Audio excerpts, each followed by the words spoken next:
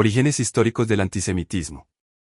El antisemitismo, definido como el prejuicio u odio sistemático hacia los judíos, es un fenómeno histórico persistente que ha evolucionado a través de diferentes etapas. Sus raíces son multiseculares y se pueden clasificar en tres grandes tipos. 1. Antijudaísmo religioso, antigüedad y Edad Media. Esta es la forma más antigua de hostilidad y se basó en el conflicto y la diferencia religiosa. Diferencia monoteísta, desde la antigüedad, la estricta práctica monoteísta del judaísmo, que rechazaba la adoración de deidades locales o imperiales, romanas o helenísticas, hizo que los judíos fueran percibidos como un pueblo aparte, distante u hostil a las costumbres de su entorno. La acusación de deicidio, en el mundo cristiano medieval, la creencia de que los judíos eran colectivamente responsables de la crucifixión de Jesucristo, el mito del deicidio, se convirtió en el principal motor del odio y la discriminación. Esta falsa acusación fue reforzada por las autoridades religiosas y sirvió de justificación para la persecución durante siglos. Nota: la Iglesia Católica Romana repudió formalmente esta acusación en el Concilio Vaticano II en 1965. Aislamiento y estereotipos.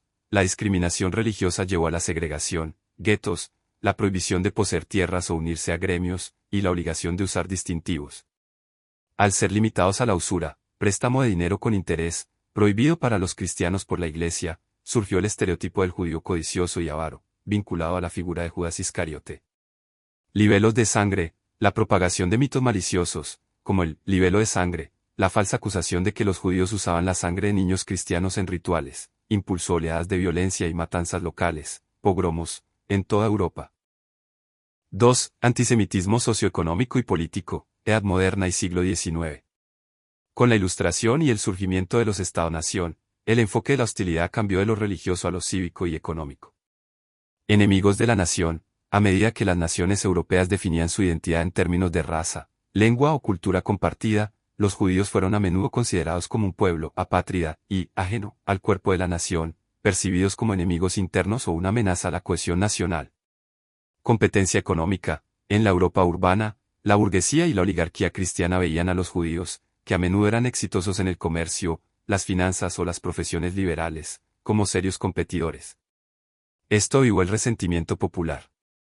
Teorías de conspiración. Surgió la idea de que los judíos estaban conspirando para lograr el dominio mundial, una teoría que fue popularizada por fraudes como los protocolos de los sabios de Sion a principios del siglo XX, lo que fortaleció la percepción de los judíos como subversivos. 3. Antisemitismo racial, siglo XIX y Holocausto. Esta fue la forma más letal y destructiva, que culminó en el Holocausto. Pseudociencia racial. A finales del siglo XIX, la hostilidad se transformó de un prejuicio religioso o político a una doctrina racista. Los ideólogos empezaron a clasificar a los judíos no como un grupo religioso que podía convertirse, sino como una raza biológica inferior. Ideología nazi. El nazismo adoptó esta cosmovisión racial y la elevó a política de Estado. Para Adolfo Hitler y los nazis, la lucha contra los judíos no era por su religión, sino por su existencia misma. Los identificaban como la causa de todos los males de Alemania y la encarnación del mal absoluto. Objetivo de exterminio. Esta ideología racista e irracional llevó a la solución final, el plan deliberado y sistemático para exterminar a la población judía de Europa, conocido como la Shoah u Holocausto. El antisemitismo contemporáneo, neoantisemitismo. Desde el final de la Segunda Guerra Mundial, el antisemitismo persiste, a menudo manifestándose a través de tres formas principales. 1. Antisemitismo tradicional. Persiste el uso de estereotipos y teorías de conspiración clásicas. 2. Negación del Holocausto. El intento de negar o minimizar el genocidio. 3. Antisemitismo relacionado con Israel. Las críticas ilegítimas o excesivas a las políticas del Estado de Israel que cruzan la línea hacia el antisemitismo, por ejemplo, al usar símbolos nazis o hacer responsables a todos los judíos del mundo por las acciones del gobierno israelí. Esa es la pregunta clave. La historia del antisemitismo no es solo un registro de eventos trágicos, sino un espejo que refleja lecciones fundamentales sobre cómo funciona la intolerancia en cualquier sociedad. El documento que tienes abierto, Lecciones de la historia del antisemitismo, Lecciones-antisemitismo, MD, resume estos aprendizajes en 4 puntos principales. 1. El peligro de los chivos expiatorios.